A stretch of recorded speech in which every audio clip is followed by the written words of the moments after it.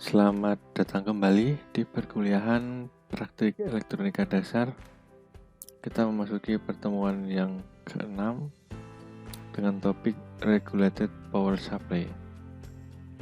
Pada pertemuan kali ini, tujuan kita praktik ini adalah untuk mengenal komponen Regulated Power Supply, kemudian merancang dan merangkai Regulated Power Supply, dan menganalisis rangkaian Regulated Power Supply. Pada praktik kali ini merupakan kelanjutan dari praktik sebelumnya. Anda membuat rangkaian penyearah, baik itu yang setengah gelombang maupun rangkaian penyearah yang gelombang penuh. Kalau Anda cermati pada saat Anda merangkai rangkaian penyearah gelombang penuh kemarin maupun yang setengah gelombang, tegangan output yang dihasilkan itu tidak stabil sebenarnya. Karena pada saat kita menaikkan tegangan input, maka outputnya juga akan naik. Kemudian pada saat kita naikkan terus, maka outputnya juga akan naik terus. Nah, sedangkan kebutuhan tegangan untuk output itu seharusnya pada saat kita membutuhkan tegangan untuk menyuplai sebuah beban dengan tegangan 12 volt misalnya, maka output yang harus kita hasilkan harus stabil di 12 volt. Namun apabila input tegangan AC nanti naik turun, maka output yang ada harusnya juga tetap stabil, sehingga tidak bisa merusak rangkaian listrik yang dihubungkan. Nah, oleh karena itu, penyempurnaan dari sebuah power supply atau kemarin Anda membuat penyearah, nah ini perlu ditambahkan yang namanya regulated atau menambahkan dengan regulator, sehingga nanti akan menjadi sebuah regulated power supply. Nah, pada prinsipnya power supply regulasi atau power supply dengan tegangan terregulasi ini dapat menjaga kestabilan. Nah, jadi seperti yang telah kita jelaskan ini adalah dapat menjaga kestabilan tegangan dan arus listrik meskipun terdapat perubahan atau variasi beban atau sumber listrik. Jadi yang namanya variasi beban ini juga dapat menaik turunkan tegangan outputnya ini. Begitu juga inputnya. Nah, oleh karena itu, di sini kita tambahkan yang namanya rangkaian regulator. Rangkaian regulator di sini terdiri atas dioda zener dan transistor. Ini adalah komponen utamanya.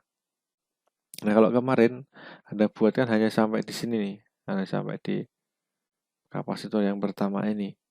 Nah, kemudian ini kita tambahkan rangkaian regulator atau nanti akan menjadi sebuah power supply yang terregulasi. Nah, ini adalah dengan adanya penambahan komponen transistor dan dioda zener ini.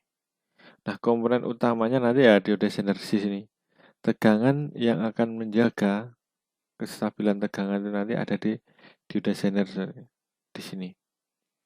Nah, dioda zener Anda cermati lagi, di situ nanti ada nilai yang tertulis di situ. Misalnya di sini saya tunjukkan ada 12 volt, maka tegangan yang akan dibatasi adalah tegangan 12 volt. Sehingga apabila tegangannya yang masuk adalah melebihi dari 12 volt, maka dia akan dijaga untuk stabil di 12 volt. Nah, sedangkan transistor di sini ini fungsinya untuk menjaga kestabilan arus. Apabila beban yang ada di sini membutuhkan arus yang lebih besar, maka dia akan menyuplai arus sesuai dengan yang dibutuhkan sehingga dia tetap menjaga kestabilan tegangan dan arusnya. Namun ini juga ada batasnya. Apabila beban ini yang dibutuhkan ini sudah melebihi kapasitasnya, maka dia tetap drop. atau tegangan input yang ada di sini lebih kecil dari kapasitas dioda sender yang akan distabilkan. Misalnya di sini adalah 12 volt kemampuan kapasitas dioda sendernya, maka inputnya apabila di bawah 12 volt, dia tetap juga akan turun. Jadi yang perlu diingat adalah untuk menjaga kestabilan tegangan ini, nah, misal kita akan membuat regulator power supply ini 12 volt, maka inputnya seharusnya di atas 12 volt, sehingga tegangan tidak akan drop, namun tegangan nanti juga tidak akan over, karena dia mampu menjaga tegangan yang tegangannya di atas 12 volt, sehingga dia akan tetap stabil. Kalau tegangan di atasnya akan ditong istilahnya, namun kalau tegangan di bawahnya, dia tidak bisa dikuatkan. Oke, untuk selanjutnya nanti apabila ada yang kurang jelas nanti bisa ditanyakan melalui pesan yang ada di grup WA ataupun nanti secara pesan pribadi. Pada praktek kali ini, nanti rekan-rekan bisa membuat rangkaian seperti yang ada pada contoh. Nah, seperti biasa, langkah-langkahnya Anda akan membuat rangkaian menggunakan circuit wizard. Nanti dengan gambar rangkaian seperti ini. Anda bisa membuat rangkaian baru atau meneruskan rangkaian yang Anda buat kemarin. Nah, kalau kemarin cuma hanya sampai di sini ya, sangat sederhana sekali. Nah, namun kali ini nanti kita tambahkan yang namanya ini ya, regulator, zener dan transistor. Kemudian untuk nilai, di sini ada resistor dan juga kapasitor. Ini untuk driver ya, untuk menyuplai ke basis transistornya di sini. Nah, nanti silahkan disesuaikan dengan data yang ada di sini. Kemudian untuk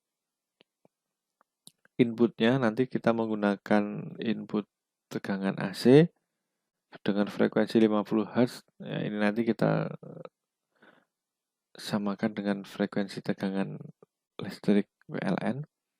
Nah, untuk tegangannya nanti itu berkisar dari 2 sampai 20 volt. Nanti silahkan lihat di tabel 1 ya, di tabel 1 nanti ada datanya. Nah, kemudian untuk nilai kapasitor bisa Anda sesuaikan seperti yang ada pada gambar. Nah, untuk praktek yang kali ini nanti Anda tidak perlu mengubah-ubah nilai kapasitornya.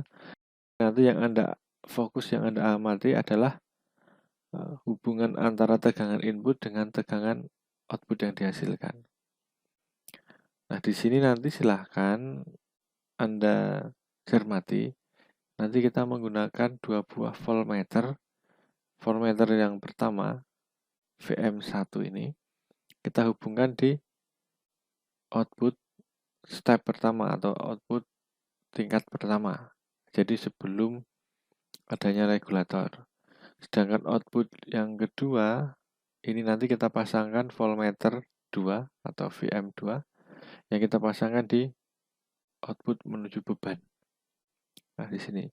Nanti kita akan amati dan akan lihat kalau tegangan di sini mulai dari 2, kemudian kita naikkan 2 step sampai nanti 20 volt, semakin naik, apa yang akan terjadi di sini di VM1 dan apa yang akan di VM2. Kemudian bagaimanakah peran regulator yang ada di sini? Nanti silahkan rekan-rekan amati sendiri dalam percobaan ini. Oke, kemudian untuk berikutnya, kalau nanti sudah Anda amati, nah nanti dioda zener ini Anda ubah-ubah nilainya sesuai dengan petunjuk di sini. Yang pertama nanti kita pakai dioda zener dengan tegangan 5V1. Kemudian setelah Anda selesai, Anda ukur, kemudian diganti dengan nilai 12V0. Ya, terus kemudian nanti Anda ulangi lagi langkahnya. Kemudian nanti hasilnya Anda tuliskan di sini, di tabel 1. Oke, di tabel 1 nanti, ini ingat ada 2 data pengamatan. Yang pertama adalah data dengan dioda zener 5V1. V1 ini artinya 5,1 volt. Jadi dioda zener untuk menghasilkan tegangan cut-off-nya 5,1. Kemudian yang di data kedua adalah output dengan dioda zener 12V0. Artinya bahwa dioda zener nanti mempunyai cut-off tegangan 12 volt. Nah, di sini nanti ada dua data, silakan diamati.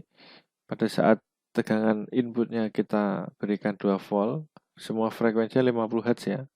Nanti naik 2 volt, 2 volt ya, 2, 4, 6, dan seterusnya sampai 20.